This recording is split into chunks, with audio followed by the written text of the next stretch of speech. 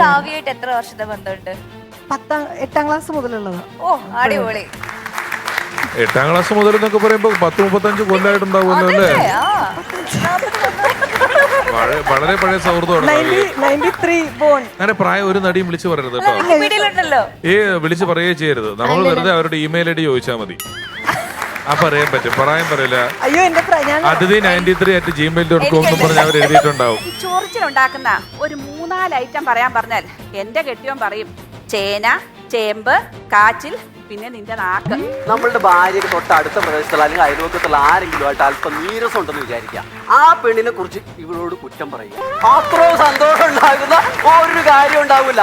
എന്റെ ഒരു കൂട്ടുകാരൻ ഭാര്യയ്ക്ക് അത്യാവശ്യം ഒരു 1.5 ലക്ഷം രൂപ വിലയുള്ള ഒരു ഡയമണ്ട് നെക്ലേസ് മേടിച്ചു കൊടുത്തു. എന്നിട്ട് 6 മാസം ഈ ഭാര്യ അവനോട് മിണ്ടിയില്ല. അതായിരുന്നു കോൺട്രാക്ട്. വീണ എണ്ണ വീണ്ടും ബോണ്ട പൊരിച്ചു, താറിൻ കളർ പോലെ എണ്ണ വീണ്ടും തിളച്ചു. Once upon a time, once upon a time, once upon a time, once upon a time. Amrita ടെലിവിഷന്റെ പ്രിയപ്പെട്ട പ്രേക്ഷകർക്ക് നമസ്കാരം. And welcome to a very refreshing episode of Once Upon a Time, കലിപ്പണം കാന്താരിയും. നമ്മുടെ എപ്പിസോഡുകളെ എപ്പോഴും കൂടുതൽ അവിസ്മരണീയമാക്കുന്നത് തീർച്ചയായിട്ടും നമ്മുടെ ജഡ്ജസിന്റെ പ്രസൻസ് ആണ്. ലെറ്റ്സ് നൗ വെൽക്കം ദം നമ്മുടെ chief judge Ramesh Pisharody. And now let's welcome നമ്മുടെ സ്പെഷ്യൽ സെലിബ്രിറ്റി ജഡ്ജ്. ഒരുപാട് നല്ല ചിത്രങ്ങളിൽ നല്ല നല്ല വിഷയങ്ങൾ ചെയ്തുകൊണ്ട് നമുക്ക് ഇവർക്കും പ്രിയങ്കരിയായി മാറിയ അതിഥി രവി.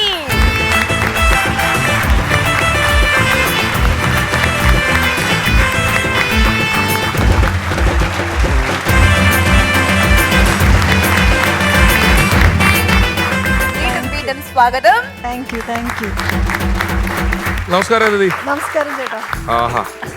അതിഥി, നമ്മുടെ ടാഗ് ലൈൻ എന്ന് പറയുന്നത് കലിപ്പനും കാന്താരിയാണ്. അറിയാം, ഈ കലിപ്പനും കാന്താരി എന്നുള്ള ഒരു ടേമിൽ തന്നെ ചെറിയൊരു വഴക്കിന്റെ ഒരു രസമുണ്ട്, ഒരു കുറുമ്പുണ്ട്. അപ്പൊ എനിക്ക് ചോദിക്കാനുള്ളത്, അതിഥിയുടെ ഫ്രണ്ട് സർക്കിൾസ് എങ്ങനെയാണ്? കൂടുതലും ഗേൾ ഫ്രണ്ട്സ് ആണോ, ബോയ് ഫ്രണ്ട്സ് ആണോ? ഈ പറഞ്ഞ പോലെ കലിപ്പനായുള്ളവരും കാന്താരികളും അങ്ങനെയൊക്കെ ഉണ്ടോ? ചെറിയ ചെറിയ ഒരു ഫൺ മൊമെന്റ്സ് ഒക്കെ എപ്പോഴും ഉണ്ടാകുന്ന ആളാണോ? ആ ഡീറ്റെയിൽസ്. പൊതുവെ ഫ്രണ്ട്സ് കുറച്ച് കുറവുള്ള ആളാണ് ഞാൻ. അപ്പൊ എനിക്ക് എന്റെ അറിവിൽ അങ്ങനെ കലിപ്പനും കാന്താരും അങ്ങനെ ഇല്ല. ഞാൻ സോഷ്യൽ മീഡിയയിൽ കാണുന്ന കുറച്ച് എത്ര സുഹൃത്തുക്കളുണ്ട് ആത്മാർത്ഥമായിട്ട് നല്ല സുഹൃത്തുക്കള്? ദുഃഖം വന്നാ പറയാൻ പറ്റുന്ന, സന്തോഷം വന്നാ പറയാൻ പറ്റുന്ന. ഒന്ന് എന്റെ ഫ്രണ്ട്, എന്റെ സ്കൂളിൽ പഠിച്ച കാവ്യാണ്. പിന്നെ എന്റെ ബ്രദറാണ്. പിന്നെ എന്റെ ഒരു ഫാമിലി ഫ്രണ്ടും കൂടെ ഉണ്ട്, ആ ചേച്ചി. 3 പേരോടാണ് എല്ലാ സത്യങ്ങളും തുറന്നു പറയുന്നത്. എന്റെ എല്ലാം അറിയുന്നത് അവര് 3 കാവ്യായിട്ട് എത്ര വർഷത്തെ ബന്ധമുണ്ട്? 8ാം ക്ലാസ് മുതലുള്ളതാ. ഓ അടിപൊളി. 8ാം ക്ലാസ് മുതൽ എന്നൊക്കെ പറയുമ്പോ 10-35 കൊല്ലമായിട്ടുണ്ടാവുമല്ലോ അല്ലേ? വളരെ പഴയ സൗഹൃദമാണ്. 93 അങ്ങനെ പ്രായം ഒരു നടിയും വിളിച്ചു പറയരുത് കേട്ടോ. വിളിച്ചു പറയുകയേ ചെയ്യരുത്. നമ്മൾ വെറുതെ അവരുടെ ഇമെയിൽ ഐഡി ചോദിച്ചാൽ മതി. പറയാൻ പറ്റും, പറയാൻ പറയില്ല. Aditi93@gmail.com എന്ന് പറഞ്ഞ് അവർ എഴുതിയിട്ടുണ്ടാവും അതിന്റെ അറ്റത്ത്. ഒരുപാട് പെൺകുട്ടികളുടെ പ്രായം അറിയാൻ ജിമെയിലിന്റെ അറ്റത്ത് 2 അക്ഷരം നോക്കിയാൽ മതി. 2 അക്കം നോക്കിയാൽ മതി. ശരി, അതൊരു പേഴ്സണൽ ഫ്രണ്ട്ഷിപ്പിന്റെ കാര്യം. നമുക്ക് കൂടുതലും കേൾക്കാൻ താല്പര്യം, ഇൻട്രസ്റ്റ് ഉള്ളതെന്ന് വെച്ചാൽ ഈ പറഞ്ഞ കലാമേഖലയിൽ തിക് ഫ്രണ്ട്ഷിപ്പ് അല്ല, ലൈക്ക് അടുത്ത പരിചയമുള്ള, എപ്പോഴും വല്ലപ്പോഴും ഒക്കെ വിളിക്കുക, സംസാരിക്കുകയോ ചെയ്യുന്ന അങ്ങനെ ഏതെങ്കിലും ഒരു. അങ്ങനെ ഞാൻ വിളിക്കുന്നത് അനുശ്രീനെയാണ് വിളിക്കുന്നത്. പരിചയമുള്ളത്. അടിപൊളി. സാധാരണ ഇവിടെ യൂഷ്വലി രമേശ് ചേട്ടന്റെ ഏറ്റവും അടുത്ത നല്ലൊരു സൗഹൃദമുള്ള ഗസ്റ്റുകളും കൂടിയൊക്കെയാണ് വരുന്നത്, മനസ്സിലായല്ലേ? ഓക്കെ, നീ പറഞ്ഞു വന്നത് ഇന്ന് ഞാനൊരു സൗഹൃദം ഇല്ലാത്ത ഒരാൾ വന്നു എന്നുള്ള അർത്ഥത്തിലാണ് പറഞ്ഞു വെച്ചത്. ഞാനും അതിഥി നല്ല സുഹൃത്തുക്കളാണ്. അത് രമേശന്റെ പേരും കൂടെ പറയണമല്ലോ അതിഥി. അങ്ങനെ പറഞ്ഞാ ഞാൻ. ഇല്ല, അതിഥി ഇവിടെ ഞാൻ ഇരിക്കുന്നു എന്ന കാരണം കൊണ്ട് എന്റെ പേര് പറയുന്ന ഒരാളല്ല. ആ ചോദിച്ച സിൻസിയാരിറ്റിയുള്ള ബന്ധം ഞങ്ങൾ തമ്മിലില്ല. അത് അനുശ്രീയായിട്ട് തന്നെയാണുള്ള ബന്ധം. അതിഥി എല്ലാ രഹസ്യങ്ങളും അനുശ്രീയോട് പറയും, ഞാൻ അനുശ്രീയോട് ചോദിച്ച് മനസ്സിലാക്കും. ട്രാവൽ ചെയ്യാൻ ഇഷ്ടമാണോ? ഇഷ്ടമാണ്. എവിടെയാ റീസെന്റ് ആയിട്ട് എവിടെയാ പോയത്? UK ലായിരുന്നു. UK. ഞാൻ അങ്ങനെ അല്ല, ട്രാവൽ ചെയ്യുന്നത് കുറവാണ് ഞാൻ. പക്ഷെ ഒരു മൂവിയുടെ ഷൂട്ടിന് വേണ്ടി പോയതാ. അതൊക്കെ പോയപ്പോഴാണ് എനിക്ക് കുറച്ചും കൂടി എക്സ്പ്ലോർ ചെയ്തത്. അപ്പൊ ഇപ്പൊ എനിക്ക് ഇഷ്ടമാണ് ട്രാവൽ. ഇഷ്ടമായിട്ടുണ്ട്. ഞാൻ അതിഥിയോട് ചോദിച്ചു എന്താ ഇഷ്ടമുള്ള കളർ എന്ന് ചോദിച്ചു. അപ്പം പറഞ്ഞു എനിക്ക് അങ്ങനെ ഒരു കളർ ഇല്ല. എനിക്ക് എല്ലാ കളറും ഇഷ്ടമാണ് ചേട്ടാ. അതെ അതെ അങ്ങനെ നിർബന്ധമില്ല. പിന്നെ എല്ലാരും ചോദിക്കുന്നോണ്ട് ഒരു ഉത്തരവായിട്ടൊരു ഉത്തരം പറയുന്നു എന്നുള്ളതേ ഉള്ളൂ. എനിക്ക് അങ്ങനെ ചോദിക്കുമ്പോ കൺഫ്യൂഷൻ ആയി പോകും പെട്ടെന്ന്. എന്നാലും പ്രത്യേകിച്ച് ഒരു കളറിനോട് താല്പര്യമില്ല. ഇല്ല, എല്ലാ എല്ലാം കളറും ഓക്കെയാണ്, കളേഴ്സ് എല്ലാം ഓക്കെയാണ്. ഡയാനയ്ക്കോ? എനിക്ക് ഗ്രീൻ ഗ്രീൻ. ഗ്രീൻ ഇഷ്ടമാണ്. പക്ഷെ it's very rare to meet such people. കാരണം എല്ലാ കാര്യങ്ങളും ഇഷ്ടപ്പെടുന്ന, എല്ലാമായിട്ട് അഡ്ജസ്റ്റഡ് ആവുന്ന അല്ലെ കൂൾ ആയിട്ടുള്ള ഒരു പേഴ്സൺ. അതിലേക്കാണ് ഞാൻ വരുന്നത്. എന്തായാലും ആ ഒരു കൂൾ പേഴ്സണാലിറ്റി നമ്മുടെ ഷോയുടെ ജഡ്ജായിട്ട് ഇവിടെ വീണ്ടും എത്തിയിരിക്കുകയാണ്. We are very very happy for that. അപ്പോൾ എന്തായാലും സീറ്റിലേക്ക് ഇരിക്കാം. Will have fun. Thank U.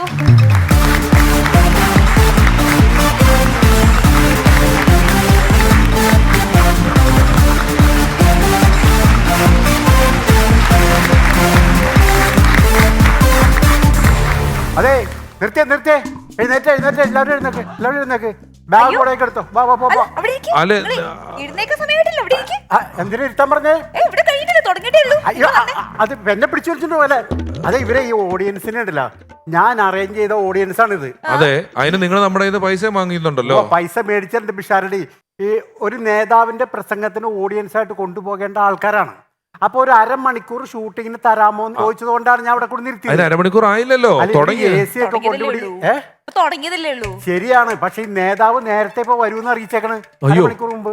അപ്പൊ അതുകൊണ്ട് അവിടെ ഓഡിയൻസ് ഇല്ല കൈയടിക്കാനായിട്ട്. അപ്പൊ ഇവിടുന്ന് കൊണ്ടുപോയ കാര്യം നടക്കുള്ളൂ, അല്ലെങ്കിൽ എന്റെ പണി പോവോ. അതാണ്. എഴുന്നേറ്റേ വേഗം ഒന്നുകൂടി. അയ്യോ, അങ്ങനെ പറയല്ലോ ഡയാന. കാരണേ ഞാൻ എന്റെ പണി പോണ പ്രശ്നമാണ്. ഷൂട്ട് തുടങ്ങിയിട്ടേ ഉള്ളൂ. ഇത് കഴിയുമ്പോഴത്തേക്ക് ഇവരെ വിടും, അത്രേ ഉള്ളൂ. ചേട്ടൻ വെക്കോ? പിഷാരടി, ഞാൻ പറയട്ടെ, മന്ത്രി വരുമ്പോ നമുക്ക് അറേഞ്ച് ചെയ്യാം. അവിടെ എന്തായാലും കുറച്ച് ആൾക്കാരെങ്കിലും ഉണ്ടല്ലോ ഓൾറെഡി. ഇവിടെ ഇവര് പോയാൽ നമ്മൾ എങ്ങനെ ഷൂട്ട് ചെയ്യും? അതെ, ആരേ നേതാവാരാ? ഇപ്പൊ ഇലക്ഷന് നിൽക്കുന്ന ആള് അതാരാ? നമുക്കറിയാത്ത ഇലക്ഷൻ നിന്ന ആള്. ഏത് ചിഹ്നത്തിൽ മത്സരിച്ച ആളാ? പുള്ളിയുടെ ചിഹ്നം എന്ന് പറയുന്നത് കാറ്റാണെന്ന്. കാറ്റോ? ആ, പുള്ളി എന്ത് പറഞ്ഞാലും എയറിലാണ്. അത് കാരണം ചിഹ്നമായിട്ട് കാറ്റാണ്. അപ്പൊ കൈയടിക്കാൻ ആള് വേണം, അതാണ്. ഇപ്പൊ നിങ്ങളൊരു കാര്യം ചെന്ന് വെയിറ്റ് ചെയ്ത് നമുക്ക് കുറച്ച് എപ്പിസോഡ് എടുത്തിട്ട് മാറ്റാൻ പറ്റും. അങ്ങനെ പറയില്ല. ഈ നേതാവൊക്കെ വന്നു കഴിഞ്ഞാൽ നമ്മളവിടെ ഇല്ലെങ്കിൽ പ്രശ്നമാവും. അതുകൊണ്ടാണ്. എന്റെ പൊന്നു ബാധിക്കല്ലേ, ഒന്ന് ഷൂട്ട് ചെയ്തോട്ടെ. എന്തോ ഒന്ന് ഷൂട്ട് ചെയ്തോട്ടെ. അയ്യോ, കൊച്ചു പറഞ്ഞുകൊണ്ട് മാത്രം ഞാൻ കുറച്ചു നേരം കൊണ്ട് തരാം. അല്ലാണ്ട് നീ പറഞ്ഞൊന്നും അല്ലാട്ടാ, കൊച്ചു പറഞ്ഞതുകൊണ്ട് ഞാൻ അവിടെ ഇരിക്കാം. ഇരുന്നിട്ടേ ഇവരെ കൊണ്ടേ പോവുള്ളൂ ഞാൻ, കേട്ടാ.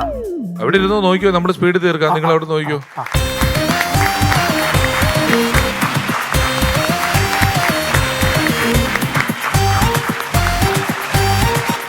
ബാദുഷക, നിങ്ങളൊരു കാര്യം മനസ്സിലാക്കണം. ഇവരെ ഇങ്ങനെ കൊണ്ടിരുത്തിയിരിക്കുന്നത് നമ്മുടെ മത്സരാർത്ഥികൾ വരുമ്പോൾ അവർ നല്ല രീതിയിൽ കൈയടിച്ച് പ്രോത്സാഹിപ്പിക്കാൻ വേണ്ടിയിട്ടാണ്. അതാണ് നമ്മുടെ മെയിൻ അജണ്ട. അപ്പൊ എന്തായാലും സമയം വഹിക്കുന്നില്ല, നമ്മുടെ മത്സരം തുടങ്ങിയാണ്. ഹാപ്പി അല്ലേ? സമാധാനമായില്ലേ? എനിക്ക് ഹാപ്പി ഇല്ല, സമാധാനമില്ല. എനിക്ക് ഇവരെ കൊണ്ട് പോയാലേ സമാധാനമാവുള്ളൂ. നിങ്ങൾ വേഗം തുടങ്ങ്. എന്ന് മത്സരിക്കുന്ന കലിപ്പനും കാന്താരിയും അനിൽ പാപ്പ ആൻഡ് ജയശ്രീ.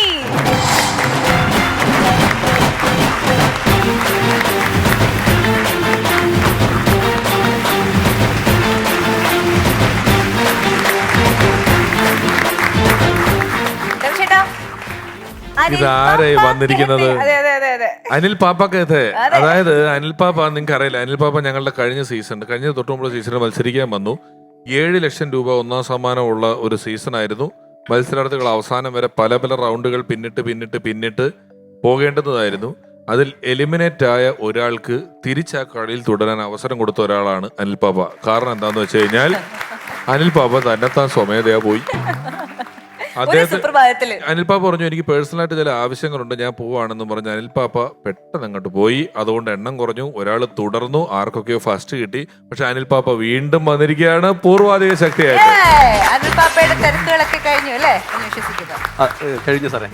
വീണ്ടും വരാനായിട്ട് എനിക്ക് അവസരം തന്നതിൽ ഞാൻ വളരെ നന്ദി അറിയിക്കുന്നു എല്ലാവരോടും. അന്ന് എനിക്ക് ഇതിൽ കുറച്ച് വിട്ടു നിൽക്കേണ്ടി വന്നു. അത് തമാശ രൂപത്തിൽ പറയുകയാണെങ്കിൽ ഞാൻ അന്ന് അവതരിപ്പിച്ച കണ്ടന്റ് എന്ന് പറയുന്ന ഭാര്യയെ കളിയാക്കിക്കൊണ്ടുള്ള കണ്ടന്റ് ആയിരുന്നു. അത് വൈറലാവുകയും ചെയ്തു. അപ്പോൾ വീട്ടിൽ ചെന്നപ്പോൾ ഭാര്യ പറഞ്ഞു, ഇനി നിങ്ങളെങ്ങാനും സ്റ്റാൻഡപ്പ് കോമഡി പറയാൻ പോയാൽ ഞാൻ വീട്ടിൽ കയറ്റൂലെന്ന് പറഞ്ഞു. അതുകൊണ്ട് വരായിരുന്നു. അതുകൊണ്ട് അങ്ങ് പോയതാ. അതെ. ഇപ്പുറത്ത് എന്തുണ്ട് വിശേഷങ്ങൾ? അനിലിനെ മാത്രമേ പുകഴ്ത്തുന്നുള്ളോ? എന്നെ പുകഴ്ത്തി പറയുന്നില്ലേ? അതിഥിക്കുട്ടിയുടെ അടുത്ത് എന്നെ പുകഴ്ത്തുന്നില്ലേ? അനിലിനെ പുകഴ്ത്തിയതല്ലല്ലോ, പുള്ളി പോയ കാര്യം പറഞ്ഞതല്ലേ. അല്ലെങ്കിൽ ഒരു കാര്യം ചെയ്യ്, ഇന്ന് മത്സരിക്കണ്ട പോ. അങ്ങനെയാണ് ഞാൻ അടുത്ത എപ്പിസോഡിൽ നിങ്ങളെ പറ്റി പറയാം. റെഡിയാണോ?